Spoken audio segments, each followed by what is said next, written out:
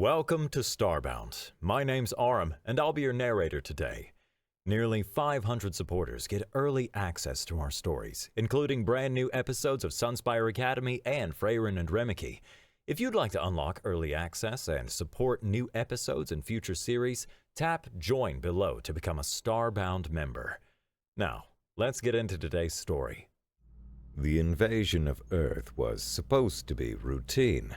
The Zorgath Empire had conquered 56 planets with the same methodical approach. Land in a sparsely populated area, establish a foothold, and expand with overwhelming force before the natives could organize a resistance. Their chitinous warriors stood 9 feet tall, their plasma weapons could melt tank armor, and their energy shields had withstood artillery fire from species far more advanced than the primitive humans. Commander Krav Vax studied the tactical display aboard the command ship. He flexed his mandibles in anticipation, clicking them against his exoskeleton as the invasion pods prepared for atmospheric entry. "Status report," he demanded. "All systems optimal, Commander," his second-in-command replied. "Atmospheric analysis shows high oxygen content, ideal for our plasma weapons. The landing zone appears to be some kind of gathering, but our scouts detect minimal military presence." Kravax's compound eyes gleamed with predatory satisfaction. "Perfect. The humans will make excellent slaves. Deploy the vanguard." "Sir, it looks as if these humans know how to use fire." Kravax laughed. "No one understands fire like we do. We are the fire masters. Deploy." 20 drop pods punched through Earth's atmosphere, their heat shields glowing as they tore toward the rolling plains of central Texas. The pods' targeting systems locked onto a wide open space filled with temporary structures, an ideal staging ground for the first wave. What the Zorgath battle computers failed to recognize was that they were about to land in the middle of the 57th annual Texas State Championship Barbecue Cook-Off, the largest gathering of competitive meat smokers this side of the Mississippi.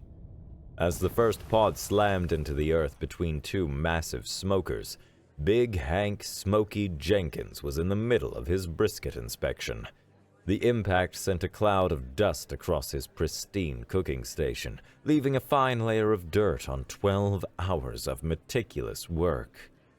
Hank was a mountain of a man with forearms like Christmas hams, a beard that could hide a family of squirrels, and the calm demeanor of someone who had spent 40 years perfecting the art of patience around a smoker. He wore a sauce-stained apron that read, "It ain't ready yet. Stop asking," and had been steadily drinking since 5 a.m. He didn't flinch when the pod hit. He simply looked up from his brisket, narrowed his eyes, and took a long pull from his beer. The pod hissed open, revealing a towering Zorgath warrior in full battle armor. The alien emerged, plasma rifle at the ready, mandibles chattering in their native tongue as it scanned the surroundings. "What in the unholy fuck is that?" Hank muttered, squinting through the haze of mesquite smoke that perpetually surrounded him. "You one of them cosplaying scalies?" From the next cooking station over, Crazy Joe Pritchett, a wiry guy with a permanently sunburned face and an approach to fire safety that could only be described as theoretical, looked up from his pork shoulder. "How do you know what a scaly is, Smokey?" Joe asked, tilting his cowboy hat back. Hank didn't take his eyes off the alien. "I could ask the same of you, partner. My liberal son loves to dress up. God bless his heart. Love that boy." Old Grandma Mabel raises an eyebrow. "That ain't no damn scaly, Smokey. That's a big old roach." Crazy Joe throws up his hands in exasperation. "How does everybody know what a scaly is?" By now, several more pods had landed across the competition grounds. Barbecue enthusiasts paused their passionate debates about dry rubs and mop sauces to watch the arrivals with mild curiosity. Nobody seemed particularly alarmed. After all, This was Texas, where the unexpected was just a normal Tuesday. The Zorgath warrior approaching Hank began making strange, gasping sounds. It shook its head violently and adjusted something on its breathing apparatus. What the aliens hadn't accounted for was Earth's unique atmospheric composition, specifically the thick crowd of hickory and mesquite smoke that hung over the entire barbecue competition like a flavorful fog. The dense particles were already clogging their respiratory filters, and the compounds in the smoke were reacting badly with their alien biology. More warriors emerged from their pods, their movements becoming increasingly jerky as they tried to clear their breathing systems. They raised their weapons in what was supposed to be an intimidating display of force. Commander Kravax himself stepped out of the central pod, his ornate armor gleaming in the Texas sun. Unlike his soldiers, his elite-grade filtration system was handling the smoke. For now, he surveyed the gathering of humans with contempt. "Weaklings of Earth," his translator boomed. "I am Commander Kravax of the Zorgath Empire. You will surrender immediately or be reduced to ash." The barbecue competition went silent. Hundreds of pitmasters, their families, and barbecue enthusiasts all turned to stare at the alien commander. Grandma Mabel, an 80-year-old woman whose cornbread had won blue ribbons since the Johnson administration, stopped mid-stir. Even the judges, already half-drunk on bourbon and brisket samples, looked up from their scorecards. Hank took another sip of his beer, then exhaled a perfect smoke ring from the cigar clamped between his teeth. "Boy," he drawled, setting his beer down on his cutting board, "you ain't seen ash till you seen what I can do to a ribeye." Crazy Joe looked confused. But you're good at brisket, though. Shouldn't you be able to grill a ribeye? Hank cut him off. "You can make a banger breakfast cereal and suck at oatmeal. We're all human, partner." Don't make no sense, Smokey, Joe replied, scratching his head. Commander Kravax's compound eyes darted between the two humans, unable to comprehend why they were discussing food in the face of impending doom. His translator must be malfunctioning. No species had ever responded to a Zorgath invasion with such casualness. Commander Kravax walked forward and knocked over Hank's smoker. The custom-built, hand-welded steel chamber that had produced 6 state championship briskets and was currently nursing a perfect bark on what Hank considered his masterpiece. The smoker tipped, its door swinging open. The brisket, lovingly tended for 16 hours, tumbled into the dirt. Everything stopped. The Texas air grew still. Birds stopped singing. The wind died. Even the sizzle of grease on hot coals seemed to pause in respect for what was about to happen. Grandma Mabel dropped her cornbread pan with a clatter. Crazy Joe's left eye developed a twitch. Somewhere in the distance, a bald eagle screamed. Hank looked down at his ruined brisket, then slowly raised his eyes to the alien who had committed the cardinal sin of Texas barbecue. He placed his cigar carefully on the edge of his table, cracked his neck with a sound like splitting firewood, and rose to his full height, all 6'4", 280 pounds of him. When he spoke, his voice was calm, measured, and carried across the entire competition grounds with the weight of approaching thunder. "You just declared war, son." Commander Kravax stared at Smokey with growing confusion. His empire had conquered species with teeth the size of swords, creatures that could tear through metal with acid spit, and beings who communicated through telekinetic force. Not once had they encountered such baffling indifference to imminent doom. "You fail to comprehend your situation," Kravax clicked, his translator rendering the sounds into English. Your world is ours. Your resources are ours. Your lives are ours to— Hold that thought, bug boy, Hank interrupted, kneeling down to examine his fallen brisket. He poked at it with a gloved finger, his face a mask of pure concentration. 16 hours. 16 goddamn hours at 225 degrees. Perfect fat render. My special secret sauce. Hank stood up slowly, dusting off his knees. The entire barbecue competition had formed a loose circle around the confrontation, Texans quietly shifting positions with the natural instinct of people who understood exactly what was about to happen. The Zorgath warriors were struggling harder now. The hickory and mesquite smoke had thoroughly contaminated their breathing apparatus. Several were making wet, hacking sounds inside their helmets.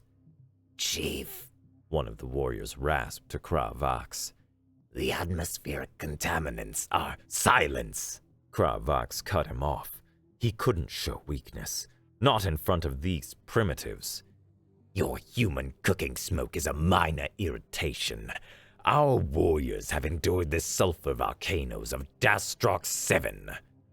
Crazy Joe spat a stream of tobacco juice dangerously close to an alien boot. So?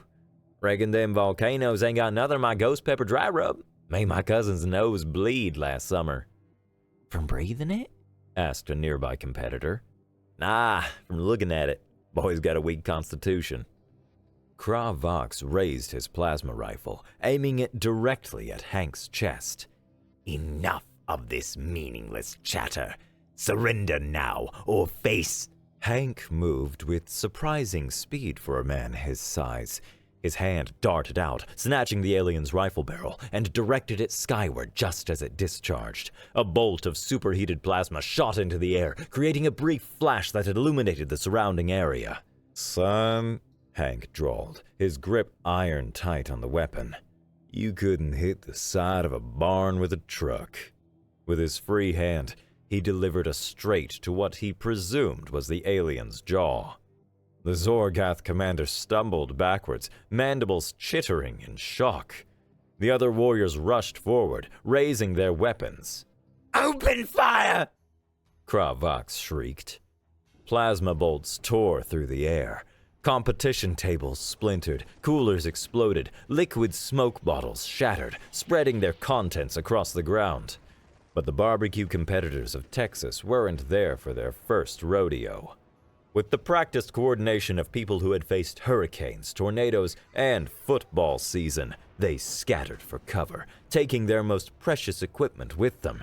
Hank ducked behind his heavy steel smoker, dragging Crazy Show by the collar of his Make Brisket Great Again t-shirt. You know what I'm thinking? Joe asked, his eyes wild with the gleam of opportunity. Hank nodded grimly. Get to your truck. Tell Bubba and the boys to bring every damn propane tank in the county. As Crazy Joe scrambled away on all fours, Hank reached behind his cooking station and pulled out something that looked suspiciously like a modified leaf blower with a pilot light attached to the nozzle. What in tarnation is that? Asked Grandma Mabel, who had somehow appeared beside him clutching her cast-iron skillet. Homemade dragon breath, Hank replied, for when the coals need extra encouragement. Across the competition grounds, chaos reigned. The Zorgath warriors advanced through the smoke, their movements growing increasingly erratic as their breathing systems failed. They blasted cooking stations, trucks, and anything that moved. What they didn't expect was the immediate and creative retaliation. A burly man named Cletus had converted a turkey fryer into a flame-spewing cannon, which he now unleashed on the nearest alien, engulfing it in burning peanut oil. The warrior's exoskeleton began to smoke, and it released a high-pitched whine as it retreated. My great-grandpappy fought at Normandy! Cletus bellowed. You think I'm scared of some overgrown roach? 3 competition judges, all retired firemen, had grabbed fire extinguishers and were using them not to put out flames, but to blind aliens with clouds of chemical spray. Meanwhile, Grandma Mabel's knitting circle had climbed atop a nearby RV and were bombarding the invaders with mason jars of high-proof moonshine wrapped in burning dish towels. Kravax watched in horror as his warriors flailed in confusion. The smoke was everywhere now, thicker than before, as more grills and smokers were knocked over, spreading embers and ash. His elite soldiers, veterans of 100 conquests, were being driven back by cooking equipment? A Zorgath tank burst through the tree line, its main cannon swiveling toward the human resistance. Kravax chittered in relief. Now they would see the true might of the Empire. The tank fired its first shot, a massive bolt of energy that carved a smoking crater into the competition grounds. The humans scattered, but not in panic. They moved with purpose, regrouping behind vehicles and equipment. From behind an overturned barbecue trailer emerged Crazy Joe, who had returned with reinforcements. He'd brought his cousin Bubba, a mountain man with a wild beard and forearms covered in tattoos of various cuts of beef. Bubba hauled a contraption that looked like a cross between a beer keg and a small jet engine. Fire in the hole! Bubba roared, igniting the device. A geyser of flame erupted, engulfing the front of the tank. The soldiers inside began frantically wiping at their viewing ports as the thick, smoky fire obscured their vision. Meanwhile, Hank had made his way to a large propane tank used for the competition's communal grills. He opened the valve slightly, creating a controlled leak, then looked around for something to light it. His eyes fell on Commander Kravax, who was shouting orders into his communication device while firing random plasma bolts into the crowd of humans. "Excuse me, Commander," Hank called out. Kravax turned, his alien face twisted in rage. "Just wanted to ask," Hank continued, holding up a Zippo lighter with a Texas flag emblazoned on it. "How's your species feel about propane?" Before the alien could respond, Hank flicked the lighter and tossed it toward the leaking tank. He dove for cover as a massive fireball erupted, sending a shockwave across the competition grounds. The blast caught several Zorgath warriors, sending them tumbling through the air. Their armor, designed to withstand energy weapons and projectiles, offered little protection against good old-fashioned Texas ingenuity. Kravax staggered to his feet, his exoskeleton scorched. Through his damaged visor, he watched as the humans regrouped. They weren't retreating, they were organizing. Pitmasters were passing out improvised weapons, blowtorches, axes, meat tenderizers the size of sledgehammers. And at the center of it all stood Hank, holding what appeared to be dual flamethrowers cobbled together from cooking equipment. His beard was singed, his apron was torn, but his eyes burned with the same steady flame as his smokers. "Y'all picked the wrong cookout to crash," Hank called out, his voice carrying across the battlefield. "Now, who's ready for the main course?" Behind him, Bubba revved a chainsaw. Grandma Mabel began loading buckshot into a shotgun that looked older than she was. Crazy Joe had somehow acquired an alien weapon and was figuring out the trigger mechanism through enthusiastic trial and error. Commander Kravax, master tactician of the Zorgath Empire, veteran of the massacre of Septus Prime, felt something he had never experienced in battle before. Fear. Retreat to defensive positions, he ordered, his voice cracking. Call in air support. We need... His orders were cut short as a glob of barbecue sauce hit him directly in the faceplate. Through the sticky red film, he saw Crazy Joe grinning maniacally, armed with a condiment squeeze bottle in one hand and the alien rifle in the other.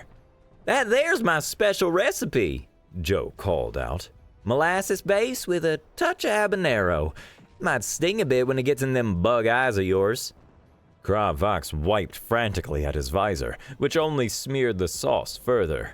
His breathing apparatus, already struggling with the smoke, began to whine in alarm as the thick sauce clogged its intake valves. The first wave of the Zorgath invasion force was in disarray. Warriors stumbled through clouds of smoke, tanks fired blindly into empty fields, and their communications were overwhelmed with panicked reports of fire demons and toxic atmospheric weapons. And through it all, the smell of perfect Texas barbecue filled the air, mixing with the acrid scent of burning alien technology. The Zorgath reinforcements arrived in a shriek of tearing metal and atmospheric burn. Heavy assault carriers punched through the clouds, their massive hulls blocking out the sun as they descended upon the barbecue grounds. The ships disgorged armored transport vehicles and a fresh wave of warriors, these ones equipped with enhanced respiratory gear. From the relative safety of an overturned beer truck, Hank assessed the situation with the calm demeanor of a man who'd smoked brisket through 3 tornadoes and a flash flood. "Looks like they brought friends to dinner," he observed, wiping sweat and soot from his brow. Crazy Joe appeared over the edge of their makeshift barricade. "We're outnumbered, outgunned, and they got them fancy flying machines." "Son," Hank replied, checking the fuel levels of his dual flamethrowers. "when have Texans ever given a hot damn about the odds?" Across what had once been a competition ground was now a battlefield. The remaining barbecue contestants had entrenched themselves behind cooking equipment, pickup trucks, and whatever else they could find. Rather than fleeing, they had used the brief respite during the alien retreat to prepare for round 2. Bubba had converted his prize-winning smoker into a mobile fortress by welding scrap metal onto it and mounting it on the back of his F-350. The massive contraption now bristled with propane tanks rigged as explosives and featured a crude battering ram made from a reinforced grilling spit.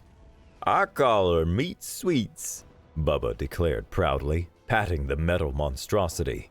"She ain't pretty, but she'll get the job done." Grandma Mabel had transformed her cooking station into an artillery position. Her famous potato cannon, previously used for launching spuds at her ex-husband's fishing boat, now fired raw biscuit dough soaked in a homemade concoction that smelled suspiciously like gasoline and hot sauce. "The secret ingredient is spite," she informed a younger woman, helping her load the weapon. "Been saving it up since my 3rd divorce." Commander Vox, having retreated to the safety of his command carrier, surveyed the battlefield with growing unease.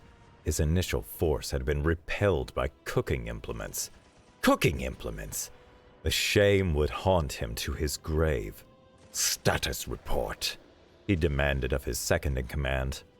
"Our warriors are advancing again, Commander, but these humans, they fight like nothing we've encountered. They show no fear. They laugh in the face of plasma fire and their biochemical weapons." "Biochemical weapons?" Vox interrupted. "The smoke, sir. Our scientists believe it is a weaponized aerosol tailored specifically to target our respiratory systems. It contains compounds not found in any other planetary atmosphere we've cataloged." "Unleash the dreadnoughts," he ordered. "Full assault protocol." Back on the ground, the barbecue defenders watched as massive 4-legged war machines stomped out of the Zorgath carriers. Each stood 30 feet tall, with multiple weapon systems and armor plating thick enough to withstand small nuclear blasts. Hank whistled low. "Now that's a spicy meatball." "We're humped," Crazy Joe muttered. "Ain't no way we can take down them walkers with what we got." Hank took a swig from his flask, now filled with a mixture of bourbon and what he called his secret sauce, and wiped his mouth with the back of his hand. "Joe, what's the first rule of barbecue?" "Low and slow?" "The other first rule." Joe's face lit up with understanding. "When in doubt, add more fire." Hank nodded. "Round up the boys. We're gonna need all the fire we can get." The Zorgath dreadnoughts advanced across the battlefield, crushing abandoned cooking equipment beneath their massive feet. Their weapon systems powered up with an ominous hum, targeting the largest concentrations of human resistance. The first dreadnought fired its main cannon at Bubba's position. A searing bolt of energy tore through the air, only to be met by an unexpected defense. Bubba had turned his entire supply of competition meat into an impromptu shield. 500 pounds of brisket, pork shoulder, and beef ribs packed into metal serving trays and stacked in front of his position absorbed the energy blast. The meat instantly carbonized, creating a temporary carbon barrier that dissipated the beam. That's how you overcook a brisket, you alien sumbitch! Bubba bellowed, emerging from behind his meat shield with a jury-rigged weapon made from a pressure washer and a deep fryer. He unleashed a stream of superheated peanut oil at the dreadnought's legs, aiming for the joints where the armor was thinnest. Meanwhile, a group of local hunters had surrounded another walker, firing not at the machine itself, but at the ground around it. Their ammunition, loaded with magnesium-based incendiary compounds normally used for hunting feral hogs at night, ignited the mixture of spilled cooking oil, bourbon, and alien hydraulic fluid that covered the battlefield. The dreadnought found itself surrounded by a ring of fire that rose 20 feet in the air. Its sensors, calibrated for targeting energy weapons and projectiles, were overwhelmed by the heat and light. It stumbled blindly, crashing into another walker.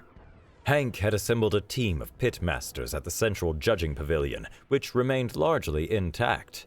They had pooled their resources to create what could only be described as culinary weapons of mass destruction. All right, listen up, Hank shouted over the chaos. They got the technology, but we got the know-how. Cletus, you and your boys take those modified fires and hit them from the west. Mabel, your biscuit brigade provides cover and fire from the south. Rest of y'all, grab whatever burns and follow me. The pitmasters moved out, carrying improvised flamethrowers, compressed air tanks filled with aerosolized hot sauce, and, in one case, a fertilizer bomb, disguised as a prize-winning smoked ham. Crazy Joe had disappeared briefly, only to return driving a commandeered alien scout vehicle. He'd somehow figured out the controls and was now careening across the battlefield, whooping like a rodeo champion as he rammed smaller alien units. Hot damn, this thing ain't as like my ex-wife after tequila! He yelled, swerving to avoid plasma fire. Quick, but mean as hell! The Zorgath forces, despite their superior technology, found themselves increasingly disoriented. The smoke from dozens of overturned smokers had created a thick fog that played havoc with their sensors. The humans seemed to move through it with ease, appearing and disappearing like ghosts, striking and then melting back into the haze. Commander Krav Vox pounded his control console in frustration. How are they doing this? They're primitive food preppers! His tactical officer, whose breathing apparatus was now supplemented with an emergency oxygen supply, shook his head. Sir, they're not just food preppers. Our intelligence was wrong. These must be their elite warriors, disguised as civilians. That's the only logical explanation, Krav Vox agreed, watching as a dreadnought toppled, its leg joints melted by something that looked suspiciously like boiling barbecue sauce. No ordinary beings could fight like this. The battlefield had descended into pure chaos. Zorgath warriors fired blindly into the smoke, often hitting their own units. The humans, meanwhile, had organized into small, mobile teams that struck from unexpected directions. Grandma Mabel led her knitting circle in a flanking maneuver, the elderly women proving remarkably spry as they pelted aliens with mason jars full of high-proof moonshine rigged with burning fuses. My arthritis ain't stopping me from winning blue ribbons for 50 years. Mabel cackled as she lobbed another jar. It sure as hell ain't stopping me from defending Texas. Bubba had abandoned subtlety entirely. He crashed his Meat Sweets mobile fortress directly into a Zorgath transport, wedging the smoking wreckage between alien supply crates. Now he was using the ramp formed by the collision to launch a modified ice chest full of fireworks directly into the command deck of the nearest carrier. The resulting explosion sent alien and human alike diving for cover as Roman candles, bottle rockets, and mortars shot off in every direction, creating a disorienting display that looked like the 4th of July on methamphetamines. Through it all, Hank moved with purpose. He'd spotted the Zorgath command carrier, recognizable by its distinctive markings and the extra communications equipment mounted on its hull. That would be where Commander Kra Vox was directing the assault.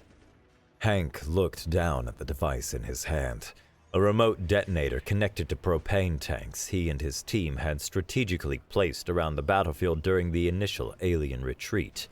It wasn't elegant, but then again, neither was Texas barbecue. Both were about substance over style, about getting the job done right. He turned to the pitmasters who had followed him through the smoke and chaos. "Boys," he said, "time to show these aliens what happens when you mess with Texas barbecue." They nodded grimly, adjusting their equipment. Some carried flamethrowers. Others had modified pressure cookers turned into steam cannons. One man had simply brought a chainsaw and a look of grim determination. For the brisket! Hank roared and charged toward the command carrier. Commander Kra Vox watched in mounting horror as his invasion force disintegrated before his compound eyes. 3 dreadnoughts, war machines that had laid waste to entire civilizations, lay toppled and smoking. Transport vehicles burned with unnatural intensity, their metal hulls warped and bubbling from some corrosive substance that smelled suspiciously like vinegar and cayenne. Deploy the air support! He screeched into his communicator. Target their largest concentrations! Burn everything! In response to his command, sleek Zorgath fighters streamed across the sky, their energy weapons carving glowing trenches across the battlefield. The humans scattered, diving behind whatever cover they could find as the ground erupted around them. Hank, pinned down behind an overturned refrigeration truck with Crazy Joe and Bubba, assessed their deteriorating situation. "They're adapting," he noted grimly, watching as Zorgath warriors equipped with enhanced breathing gear began to push through the smoke. "Regular fire ain't gonna cut it anymore." Bubba, his beard now singed to half its original length, spat onto the ground. "Then we gotta get irregular." Crazy Joe nodded enthusiastically, his eyes wild with the gleam of a man who had never met a bad idea he didn't immediately adopt as his own. "Irregular like that time I tried to deep fry a whole turkey stuffed with dynamite?" "You did what now?" Hank asked. "Long story. Lost my eyebrows for 6 months and got banned from the county fair. Point is, it made a hell of an impression." Hank's weathered face cracked into a grim smile. "That's exactly what we need. A hell of an impression. Bubba, round up every propane tank, CO2 canister, and pressure cooker you can find. Joe, get me the keys to your truck." Across the battlefield, the defenders were regrouping. What had begun as chaotic individual resistance had evolved into something more coordinated. The pitmasters, accustomed to the precise timing and temperature control needed for perfect barbecue, applied that same methodical approach to warfare. A group led by Grandma Mabel had established a defensive perimeter around the judging pavilion, which now served as a makeshift field hospital. The elderly woman, still clutching her double-barreled shotgun, directed her knitting circle with the authority of a 5-star general. "Ethel, get those bandages over to the burn victims. Dolores, we need more of that moonshine for sterilizing wounds. And somebody find my damn reading glasses so I can see what I'm shooting at." Meanwhile, a band of local hunters had hijacked one of the smaller alien vehicles, a hovering transport with twin plasma cannons. They'd somehow reconfigured the weapon systems and were now using it to launch flaming hunks of brisket at high velocity, each meaty projectile leaving a trail of grease fire in its wake. The Zorgath air support continued its strafing runs, but with diminishing effectiveness. The humans had spread out, making concentrated strikes impossible. More importantly, they'd figured out the fighters' attack patterns and were now using the thick smoke to obscure their movements between strikes. Commander Vox, safely ensconced in his command carrier, received increasingly desperate reports from his field commanders. Sir, they're everywhere. They move through the smoke like wraiths. The hydraulic systems on Unit 7 are compromised. They've introduced some kind of acidic compound into our fluid reservoirs. Commander, be advised, the humans are launching incendiary projectiles that appear to be... Is that meat? Vox slammed his chitinous fist against the control panel. This was supposed to be a routine conquest, a simple matter of establishing dominance over primitive beings. Instead, his elite forces were being systematically dismantled by creatures wielding cooking equipment and preserved animal flesh. Prepare the orbital bombardment, he ordered. Target the entire region. His second-in-command hesitated. Sir, that would destroy valuable resources and potential slave labor. I don't care! Vox shrieked. These beings are too dangerous to be allowed to live. Send the coordinates to the mothership immediately! Back on the ground, Hank's plan was taking shape. Crazy Joe's pickup truck had been transformed into a mobile assault platform. The bed was loaded with propane tanks, each rigged with a remote detonator. Bubba had welded a crude battering ram to the front, constructed from grilling spits and the remains of an alien weapon. It ain't pretty, Bubba admitted, stepping back to admire his handiwork. but it'll punch through that carrier's landing gear like a hot knife through butter. Hank nodded, surveying their creation. Joe, you sure this thing'll still drive? Crazy Joe, who had replaced the truck's standard diesel fuel with a homebrewed mixture of moonshine and petroleum distillates, grinned maniacally. It'll do more than drive, Smokey. This sumbitch'll fly. Don't need it to fly, Hank replied. Just needed to get close enough. The plan was simple, bordering on suicidal. Joe would drive the truck directly at the command carrier's landing ramp. Bubba and a team of pitmasters would provide covering fire with modified pressure washers spraying aerosolized bacon grease, which, as they discovered, stuck to alien armor and burned with impressive tenacity. Meanwhile, Hank would make his way to high ground with the detonator. As they finalized preparations, a Zorgath scout spotted their position. It raised its plasma rifle, taking aim at Hank's back. Before it could fire, a cast iron skillet whistled through the air and struck the alien's head with a resounding clang. The warrior crumpled to the ground, its exoskeleton cracked. Grandma Mabel stepped out from behind a smoldering grill, calmly retrieving her skillet. Cast iron, she declared, examining the dented but intact cooking implement. They don't make 'em like they used to. Hank nodded respectfully. Ma'am, we're about to make our move on that command ship. Might get messy. Mabel's weathered face creased into a smile that wouldn't have looked out of place on a particularly vengeful crocodile. Son, I've been making messes longer than you've been alive. My third husband called me the hurricane in heels before I left him for a bull rider. We could use all the help we can get, Hank admitted. Then you got it. She turned and whistled sharply. From behind various pieces of cover emerged her entire knitting circle. 12 elderly women armed with everything from rolling pins to modified garden equipment. Ladies, we're providing backup for these boys. Across the battlefield, the Zorgath forces were consolidating around their command carrier, preparing for evacuation. Their initial advantage had evaporated in the face of the humans' relentless, chaotic assault. Warriors who had conquered dozens of worlds now flinched at the sound of sizzling meat. Commander Vox paced the bridge of his carrier, waiting for confirmation of the orbital strike. His entire career, his life, now depended on obliterating this gathering of food enthusiasts. Sir, his communications officer called out. We've got a problem. The mothership reports it cannot get a clear lock on our coordinates. What? Why not? Some kind of interference in the atmosphere. The targeting systems can't penetrate it. Vox stormed to the view screen, which showed nothing but roiling clouds of dense, particulate-filled smoke hanging over the entire region. The mesquite hickory fog had grown so thick it was disrupting their advanced targeting systems. Impossible, he hissed. These primitive cooking vapors cannot defeat Zorgath technology.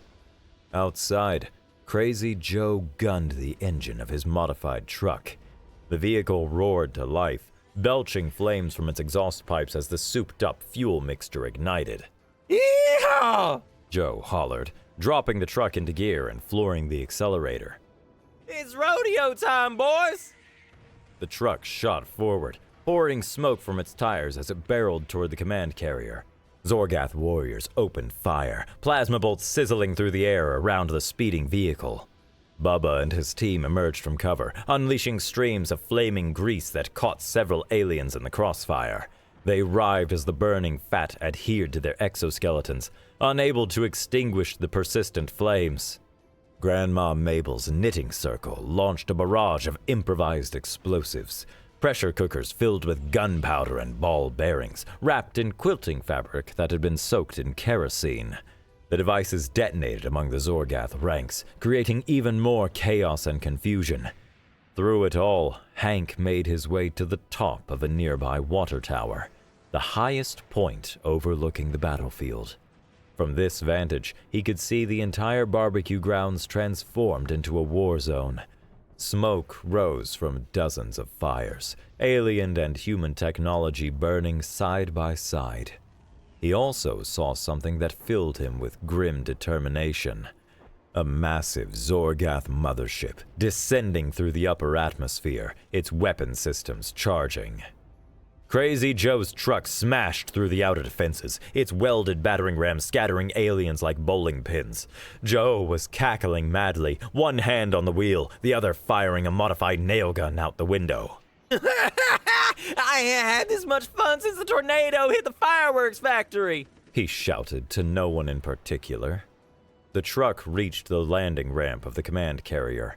Joe cranked the wheel hard, sending the vehicle into a skid that positioned it directly beneath the ship's vulnerable underbelly. Without slowing, he leapt from the driver's seat, tucking and rolling across the ground with surprising agility for a man who considered deep-fried butter a breakfast staple. Aboard the carrier, alarms blared. Vox saw the truck on his monitors, recognized the crude explosives in its bed, and felt a cold dread wash over him. Evacuates! He screamed. All warriors, abandon ship! High above, Hank took a deep breath. He looked at the detonator in his hand, then at the chaotic battlefield below. He thought about his ruined brisket. He thought about the 14 hours of careful tending, the perfect bark that would never be tasted. He thought about generations of Texans who had perfected the art of transforming flame and smoke into something sublime. "Boys," he muttered, raising the detonator. "Time to light 'em up." Across the battlefield, Grandma Mabel paused in her assault, looking up at Hank's silhouette against the sky. She crossed herself and whispered, Thoughts and prayers to all involved. Hank pressed the button. The propane tanks in Joe's truck detonated first, creating a massive fireball that engulfed the underside of the command carrier. The explosion triggered a chain reaction with the ship's own fuel cells, transforming the once imposing vessel into a miniature sun. Simultaneously, all the hidden propane tanks that Hank's team had distributed across the battlefield detonated. The combined force created a rising mushroom cloud of fire, smoke, and vaporized barbecue sauce that rose hundreds of feet into the air. The shockwave knocked Zorgath and human alike to the ground. Windows shattered for miles around. Car alarms activated in distant parking lots. A herd of cattle, 2 counties over, simultaneously produced milk that tasted faintly of mesquite. In orbit, the Zorgath mothership's sensors overloaded from the massive thermal bloom. Its targeting systems, already struggling with the smoke interference, completely malfunctioned in the face of this new, incomprehensible phenomenon. The ship's commander watched in disbelief as the battlefield disappeared beneath a roiling cloud of fire and smoke.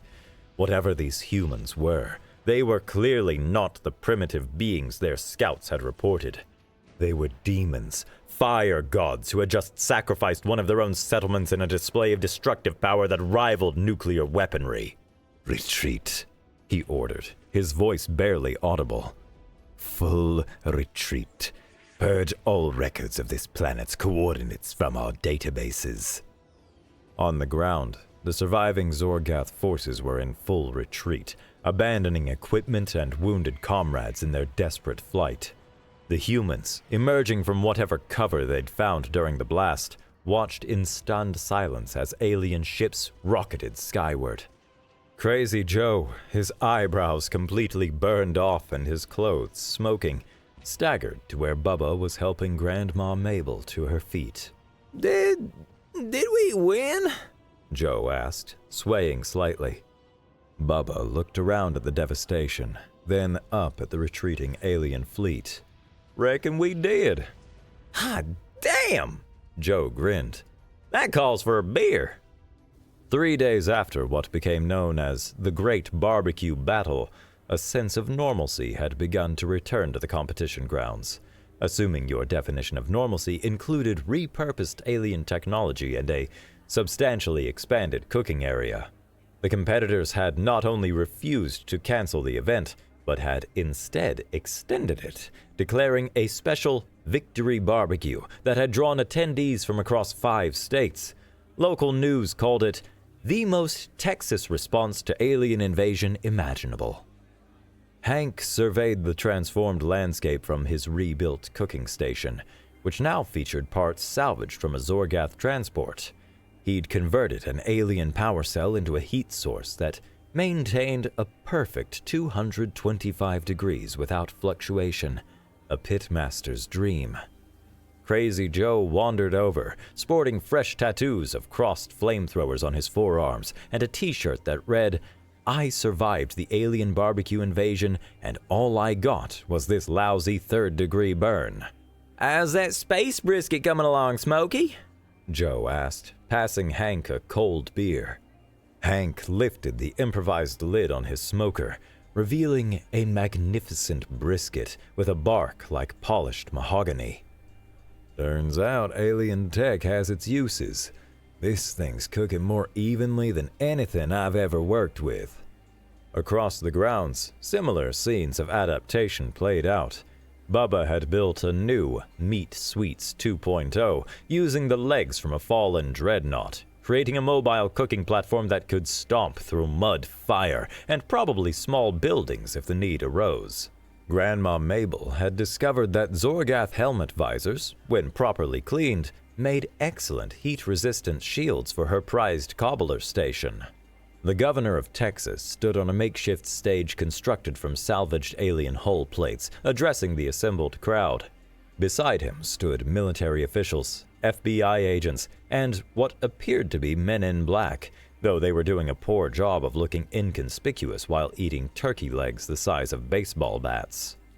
"As I've told our friends from Washington," the governor drawled into the microphone, "this was a purely local matter, handled by folks using local methods. The federal government's assistance, while appreciated, is unnecessary at this time."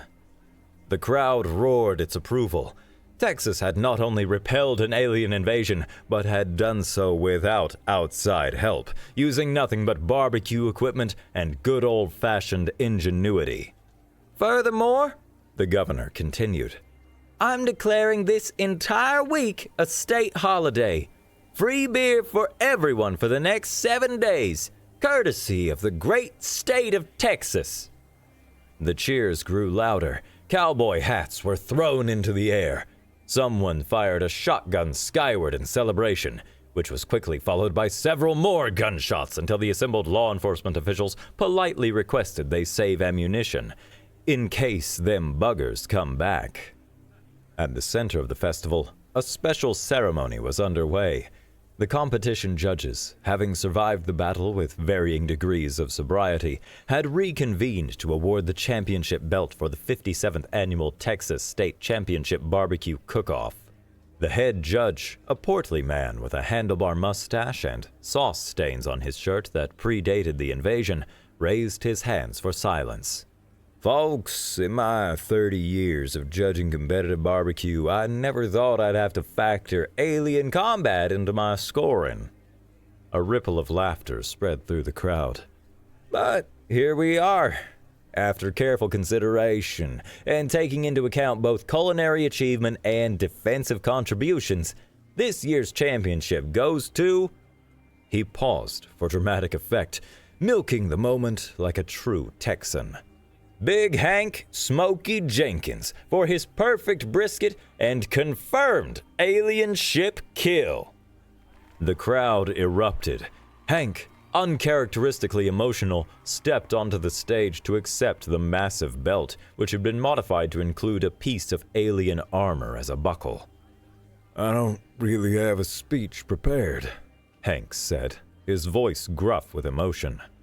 "All I know is when those bugs knocked over my smoker, they made the biggest mistake of their lives." Cheers and whistles answered him. "Where I see it," Hank continued, "barbecue ain't just about the meat. It's about patience. It's about knowing your fire. It's about respecting tradition while not being afraid to innovate when the situation calls for it." He held up the champion belt. "This here's nice, but the real victory is watching all y'all come together to defend our God-given right to argue about whether sauce belongs on brisket. It ain't much, but it's honest work." The crowd roared its approval. Even the burliest of mountain men were nodding along, some wiping suspicious moisture from their eyes. "So here's to Texas barbecue," Hank concluded, raising his beer. "May its smoke reach the stars, and may any other alien bastards think twice before interrupting our cook-offs." A chorus of beer bottles and red Solo cups rose in toast. As the victory celebration continued into the night, NASA scientists made a curious discovery.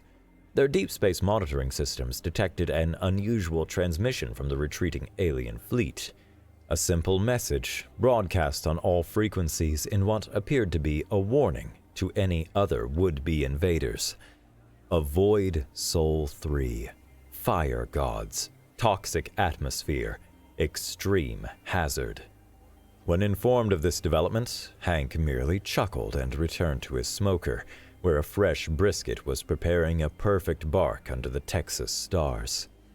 2 weeks later, as life returned to normal and government agencies worked overtime to classify everything that had happened, Hank received an unusual package. Inside was a NASA patch, a letter of commendation signed by the president, and a simple note that read, "We've sent them a message and a sample of your signature barbecue sauce, just in case they get homesick for your cooking."